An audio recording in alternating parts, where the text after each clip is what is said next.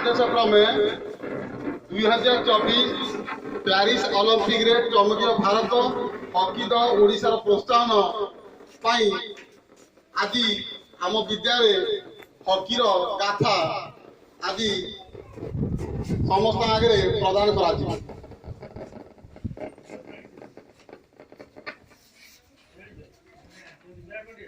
हाँ समस्त सुन ज्ञान विज्ञान शिक्षा स्वास्थ्य शिल्प वाणिज्य और पर्यटन ओडिशा को धीरे धीरे ऊर्ध्वमुखी कराई। नुआ ओडिशार परिचय आज सारा विश्व देखुची। एथिरे एक प्रमुख भूमिका ग्रहण करिछि क्रीड़ा। एशिया क्रीडा रे भारतीय हॉकी दलर प्रदर्शन सारा विश्व देखिछि।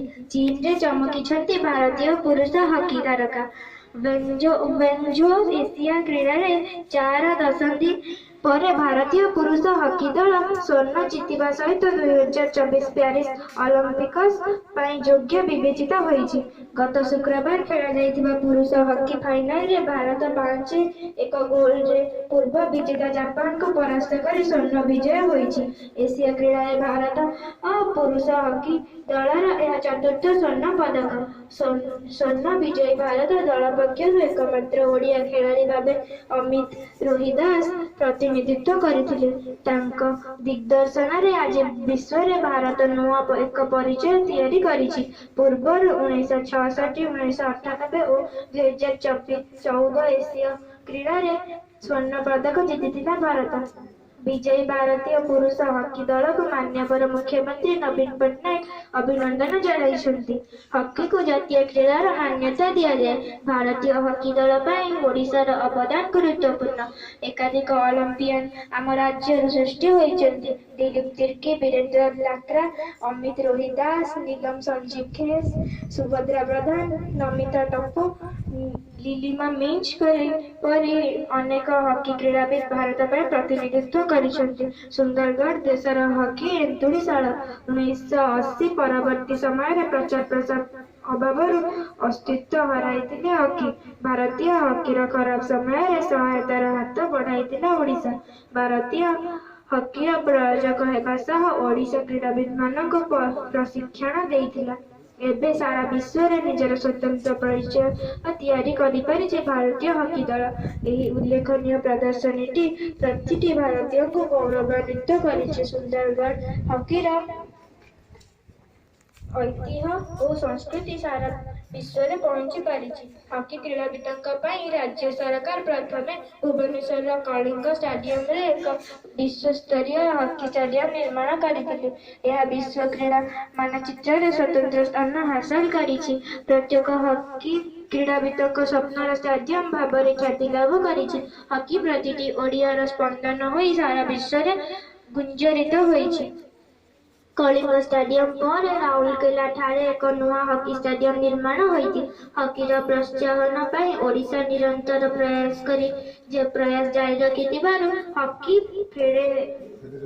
फेडरेशन ऑफ इंडिया ओडिशा मुख्यमंत्री को फेडरेशन तरफ पुरस्कृत करिसेंति। 2018 मसीह प्रथम थर पर सफलतार सह कलिंग स्टेडियम रे पुरुष हॉकी विश्वकप खेला जाइतिला।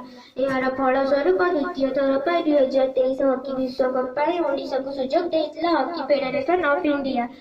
छात्र छात्री बौद्धिक विकास सह आत्मविश्वास वृद्धि पाई स्कूल शिक्षा रे क्रीडार गुरुत्व को उपलब्धि करी ओडिशा रे 5टी हाईस्कूल रूपांतरीकरण कार्यक्रम माध्यम रे क्रीड़ा को प्राथमिकता दिया जायछि।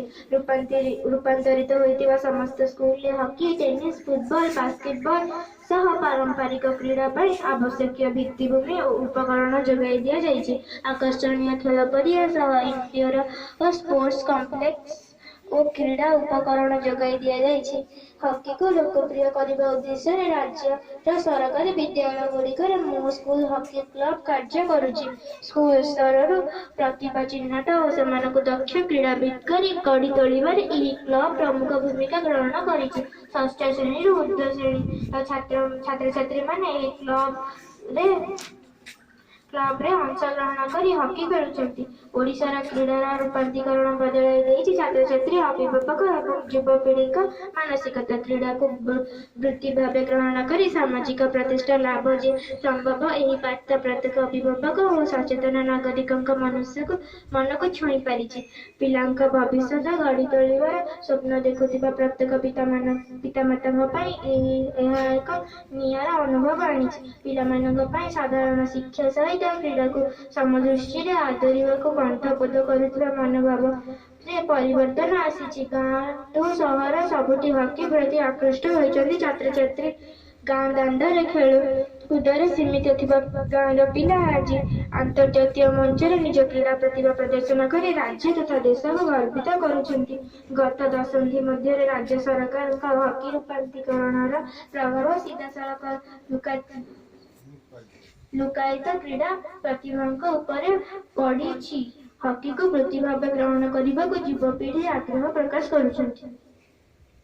କ୍ଲାପ୍ କରିଦିଅ।